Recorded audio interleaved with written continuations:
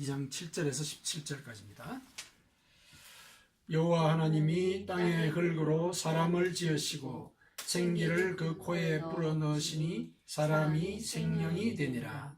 여호와 하나님이 동방의 에덴에 동산을 창설하시고 그 지으신 사람을 거기 두시니라.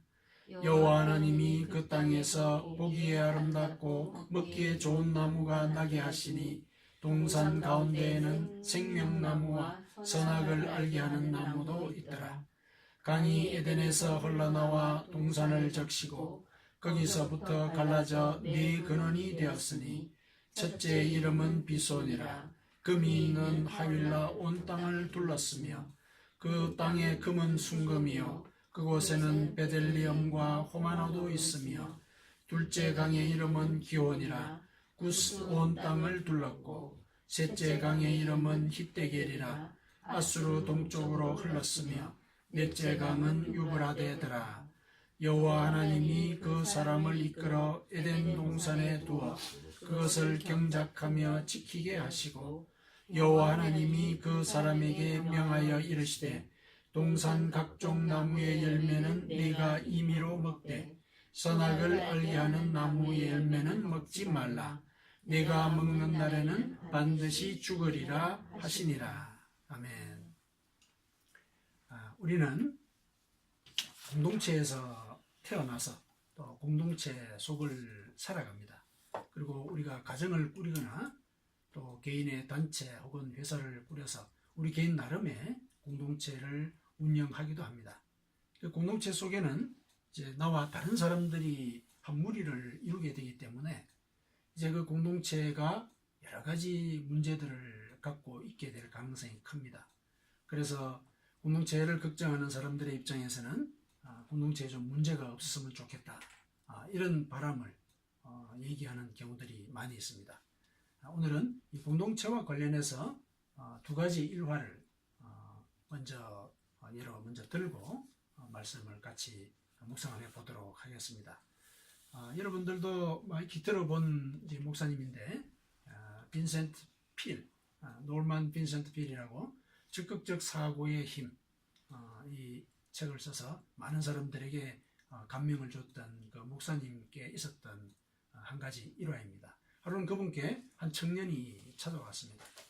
청년이 찾아와서 이제 상담을 하는데, 목사님, 제가 다니는 직장에 문제가 너무너무 많습니다. 문제가 없는 직장 하나 좀 소개를 해주셨으면 참 고맙겠습니다. 이렇게 얘기를 했습니다. 그 얘기를 듣자 이 빈센트 필 목사님께서는 일어나서 나와 함께 어디 좀 가자, 그렇게 청년에게 얘기를 합니다. 그리고 차를 태워서 차를 몰고 한참 이제 오래 차를 몰고 가게 되었습니다. 뉴욕 시내를 이제 벗어나게 되어서 어느 한 지점에 이르자 목사님이 차를 멈춰 세웠습니다. 거기가 어디냐면은 공동묘지였습니다. 여기가 바로 아무 문제가 없는 직장이다. 문제라고 하는 것은 하나도 없는 직장이다. 이렇게 얘기를 해줬습니다. 이 청년이 이제 문제가 없는 직장을 찾아다닌 그 이유는 이제 우리 누구든지 다 짐작을 할 것입니다. 회사뿐만 아니라 어떤 공동체든지 다 개인의 욕망이 충돌할 수밖에 없기 때문에 문제가 없는 공동체, 이것은 실은 기대하기가 어려운 것이 우리의 조건입니다.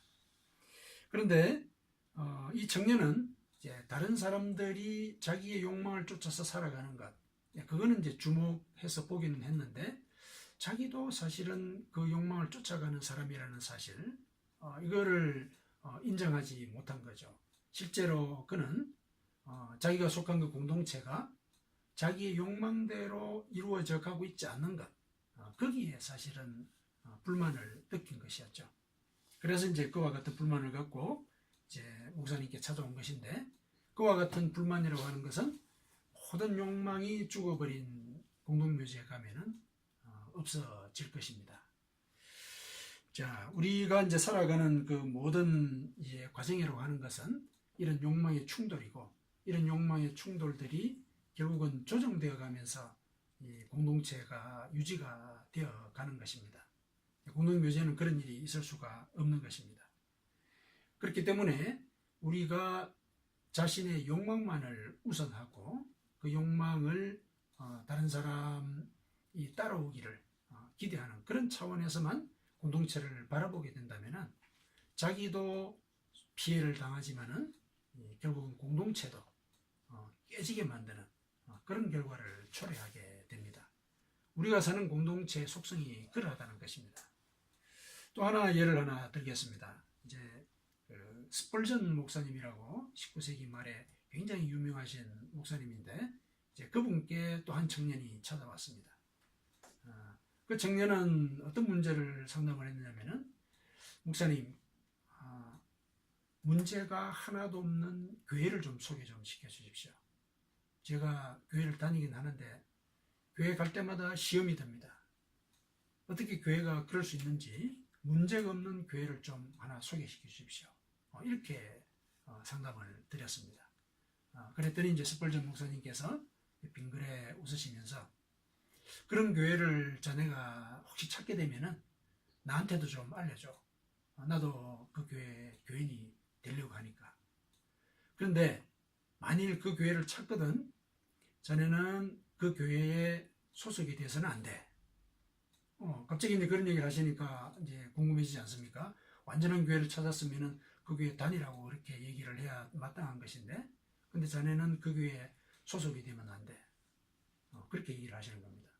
왜 그러냐고 이제 질문을 드렸다니까, 자네가 그 속에 속하게 되면은 자네는 그 교회의 완전함을 깨게 될 거야. 바로 자네라는 그 존재 때문에 그 교회의 완전함이 깨지게 된다는 것이다. 이렇게 얘기를 해 주셨습니다. 자, 이 교회는, 이 일화는 이제 공동체 생활의 어떤 측면을 보여줍니까? 이제 교회도 자신의 욕망이나 그 계획의 눈으로만 그것을 바라보게 되면은 결국 그러한 태도 때문에 공동체가 깨지게 되고 만다.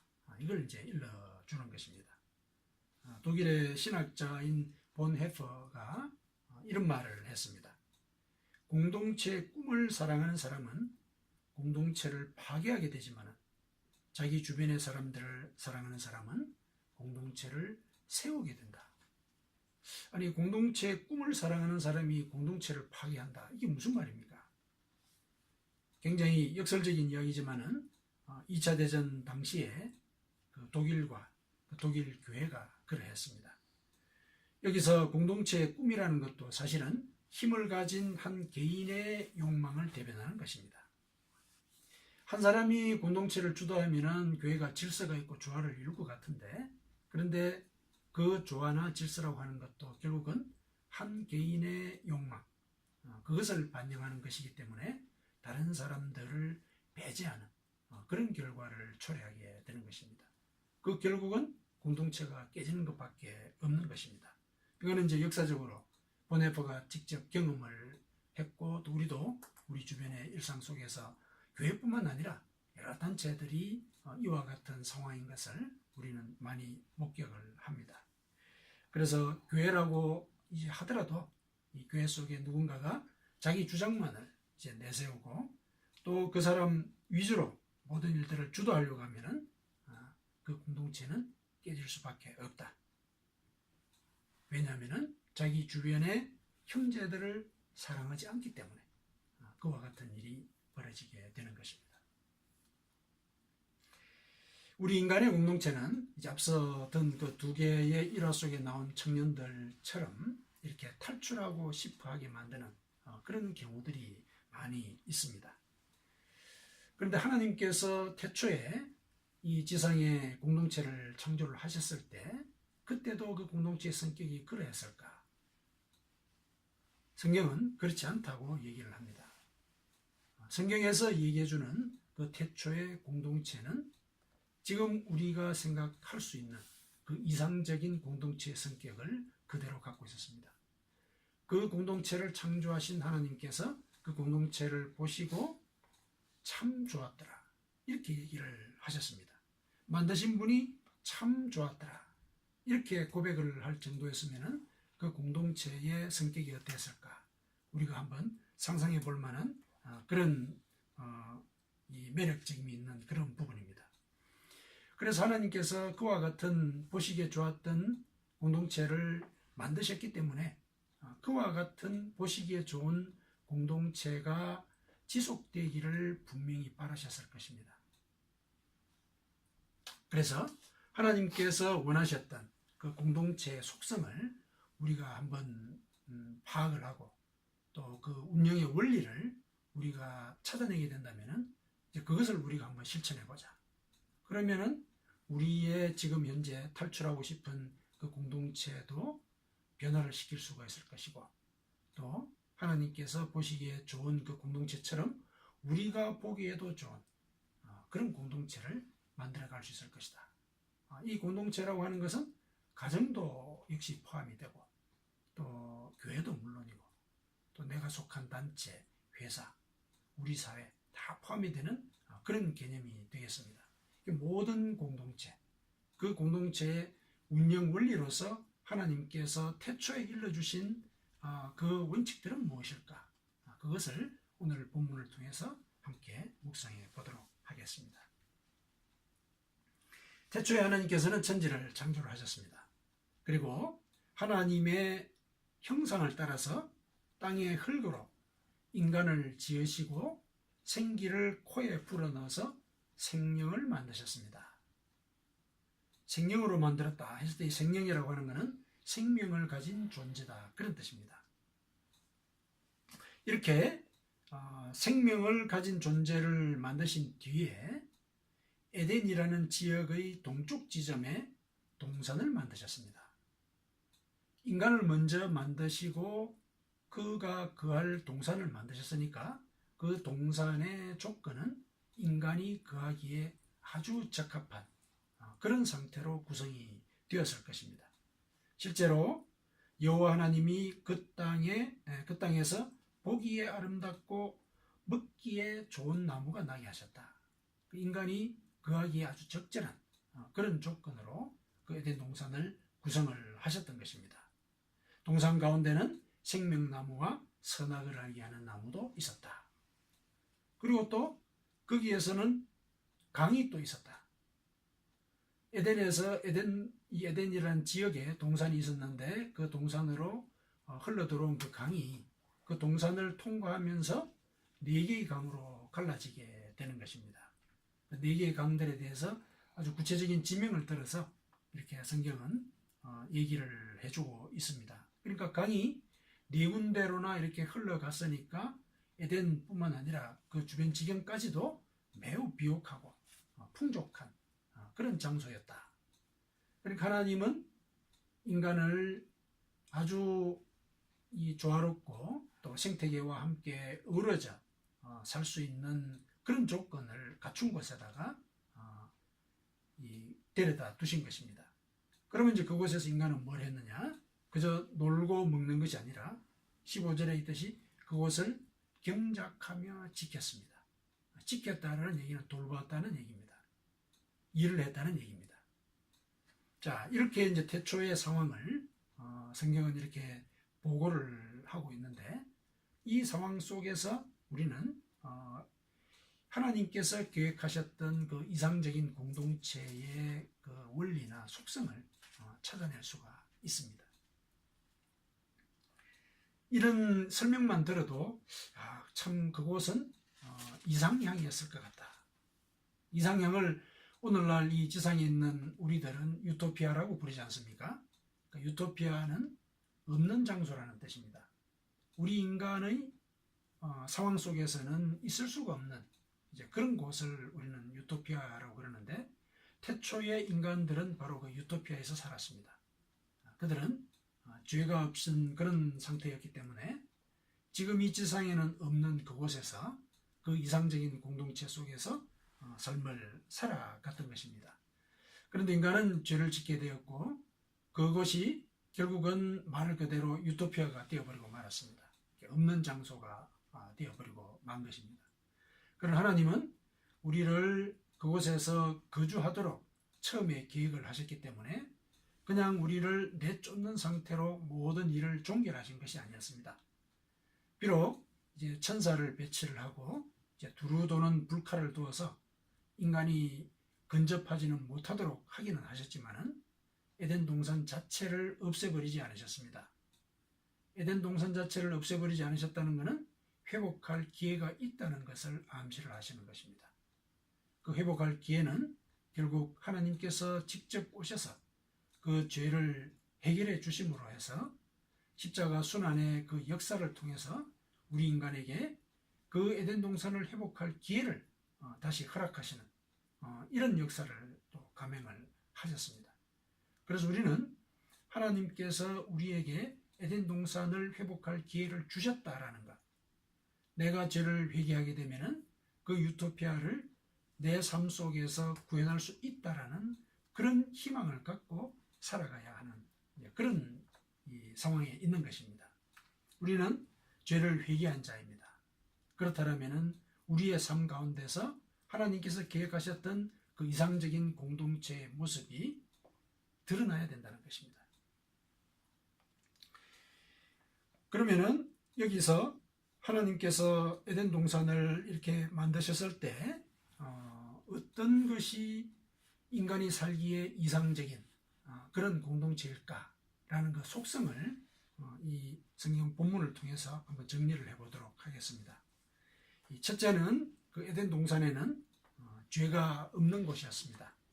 죄가 없었기 때문에 하나님께서는 에덴 동산에 생명나무를 심으시고 그 과실을 인간이 임의로 따먹게 하셨습니다. 죄가 있으면은 죽게 된다고 그러지 않았습니까?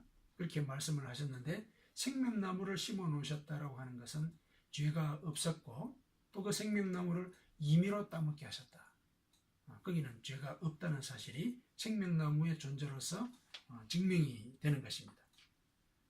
둘째로 에덴 동산에서 사람들은 먹고 즐기기만 한 것이 아니라 동산을 경작하고 돌보았습니다. 그 땅에서 보기에 아름답고 먹기에 좋은 나무가 나도록 일을 했던 것입니다. 그다음 세 번째, 에덴 동산에서는 강이 발현을 해서 네 곳으로 흘러갔습니다.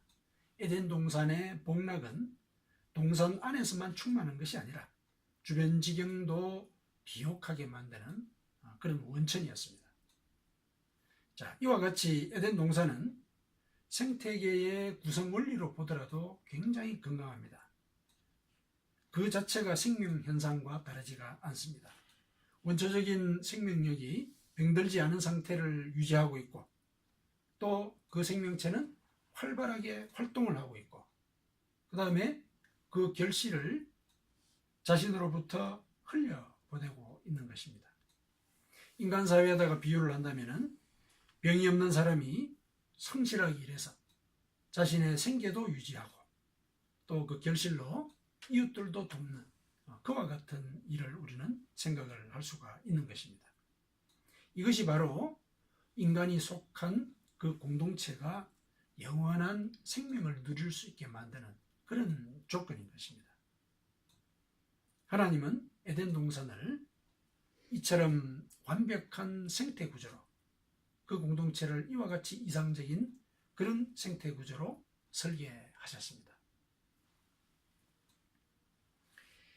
하나님께서는 이와 같이 태초부터 우리 인간이 공동체를 이룰 때 어떻게 살아가야 할 것인가 하는 그 원리를 일러주셨던 것입니다. 그러면은 이와 같은 원리를 오늘날 회개한 자로서 에덴 동산에 다시 복귀할 자격을 갖춘 자로서는 어떻게 이 원리를 실행해야 할 것인가, 그것이 우리가 같이 묵상하고 또 실천해야 되는 그런 내용이 되겠습니다. 자, 그 원리를 우리는 어떻게 실천해야 할 것인가? 첫째로 우리는 회개해야 합니다. 하나님께서 인간을 하나님의 형상에 따라서 만드신 대로 죄를 회개해야 하는 것입니다. 죄를 회개하기 위해서는 자책감이 필요합니다. 자신의 죄와 과거의 습관이 잘못된 것임을 깨달아야 하기 때문에 그렇습니다. 하지만은 그렇다고 해서 회개가 우리를 죄책감에 매이도록 하는 것은 아닙니다. 회개는 마치 하나님께서 생기를 그 코에 불어넣으시니 사람이 생명이 되었더라, 이렇게 말씀하신 것처럼 우리의 영혼이 살아나도록 만드는 그런 과정인 것입니다.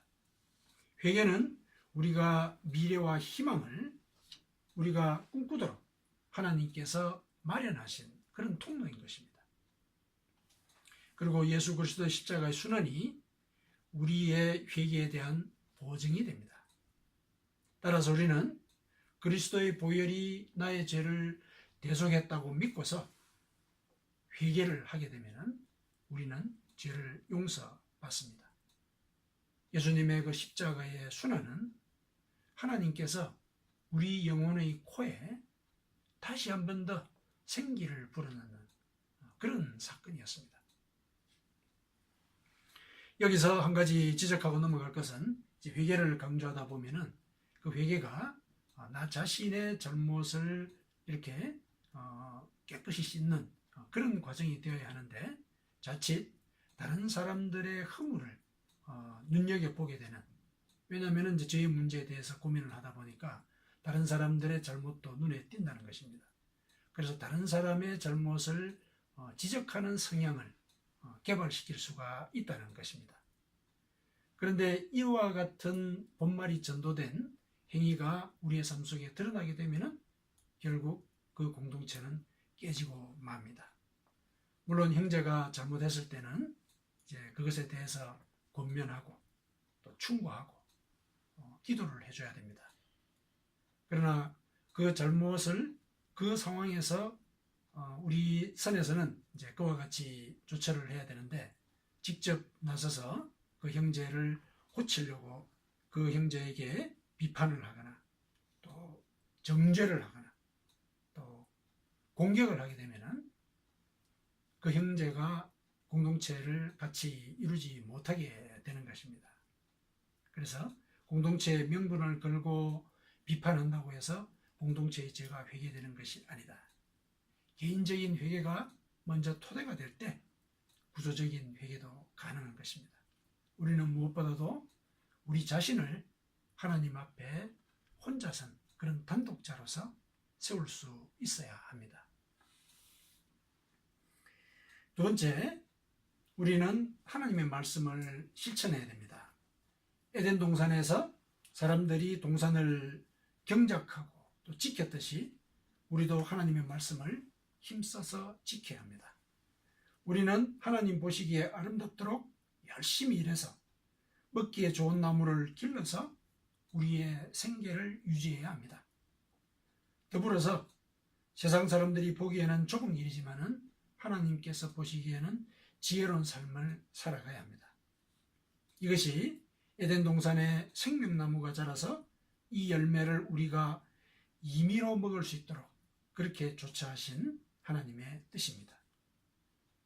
실제로 우리가 왜 성경 말씀을 자꾸 이렇게 가르치고 또 실천해야 되느냐 이렇게 얘기를 했을 때, 성경 말씀 속에는 하나님의 감동이 있고 또 교훈과 책망과 바르게 함과 의로 교육하기에 유익함이 분명히 있다.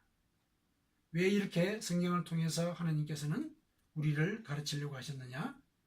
이유는 하나님의 사람으로 우리가 온전하게 되고 또 모든 선한 일을 행할 능력을 갖추도록 하기 위해서 그런 것이다. 디모데후서에 이렇게 바울이 얘기를 해주고 있습니다. 그래서 우리는 하나님의 말씀을 배우고 실천하는 일에 열심을 바쳐야 합니다.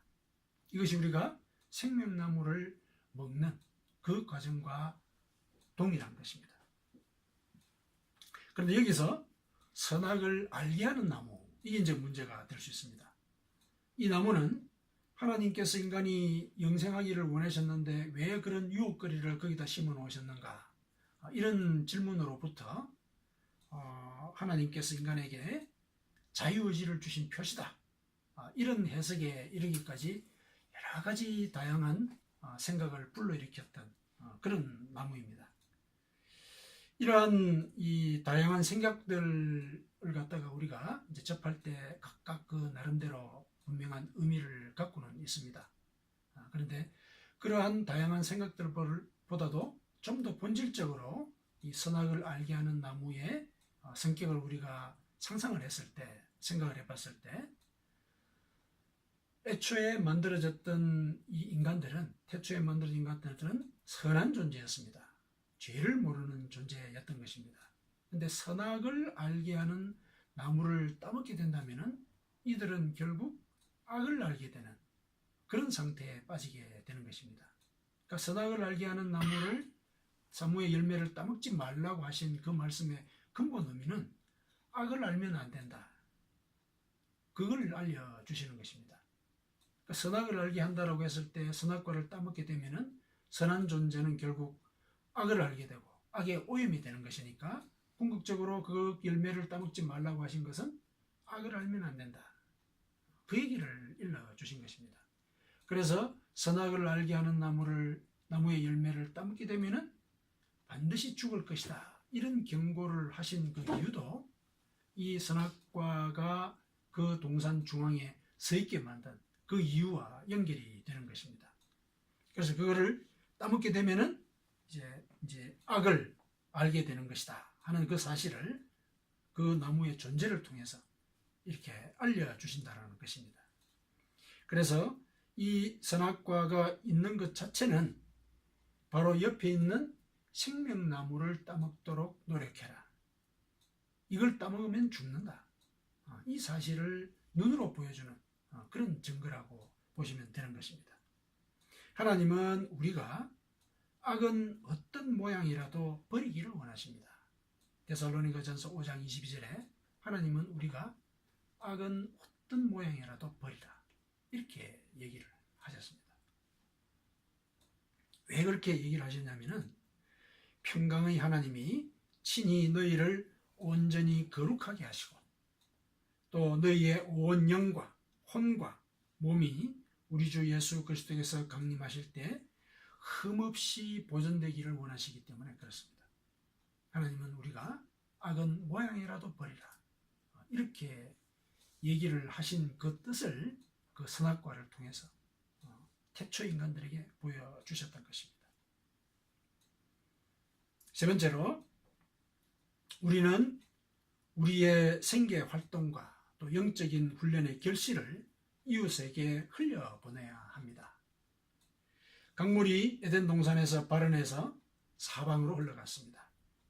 에덴 동산에서 발원한 강들이 구체적인 지명을 가진 그런 지역으로 흘러갔다 하는 이 얘기는 그냥 그저 관념적으로 이웃을 돕는다 이것이 아니라 실질적인 도움을 준다. 이것을 암시를 하는 것입니다. 우리가 이웃을 도울 때는 이와 같이 구체적인 이름을 가진 존재에게, 구체적인 이름을 가진 지역에서 구체적인 도움을 줘야 한다. 이 내용이 바로 이 네 군데의 강으로 사방으로 흩어지는 흘러가는 이런 강의 이름 속에서 암시가 되어 있다. 이렇게 봐야 하는 것입니다. 그리고 그 강이 흘러가게 되면은 당연히 그 주변 지경이 비옥하게 될 것입니다. 실제로 이 지명들을 보면은 이 강들이 흘러간 그곳이 역사적으로 비옥한 초승달지대, 그 메소포타미아라고 하는 강 사이의 땅이라고 하는 게 메소포타미아라는 말의 이름의 뜻입니다. 그러니까 얼마나 비옥한 곳이겠습니까? 그 땅이 굉장히 비옥해지고 더더군다나 특히 특이한 것은 그 비손강 근처에는 금이 났다.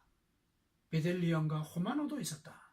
이렇게 보석이 났다라는 이 얘기까지 해줍니다. 이건 뭘 얘기를 합니까? 강이 흘러갔을 때 이제 그와 같은 보석이 드러났다라는 그런 얘기니까 우리가 우리의 영적인 결실들과 또 우리의 또 물질적인 그런 노력들의 결실들 이런 것들을 갖고 이웃들을 도왔을 때 이웃들의 보석이 드러난다. 이웃들의 그 값진 성품들, 힘들었을 때 드러나지 못했던 그 값진 성품들이 보석처럼 드러나게 될 것이다. 이런 것에 대한 암시가 되는 것입니다. 그래서 우리는 우리의 이 착한 행실을 통해서 이웃들을 돕는 이 착한 행실을 통해서 사람들 앞에 빛을 비출 수 있어야 한다. 예수님께서 그렇게 얘기를 했습니다. 너희의 빛이 사람 앞에 비치게 해서 그들로 너희 착한 행실을 보고 하늘에 계신 너희 아버지께 영광을 돌리게 하라.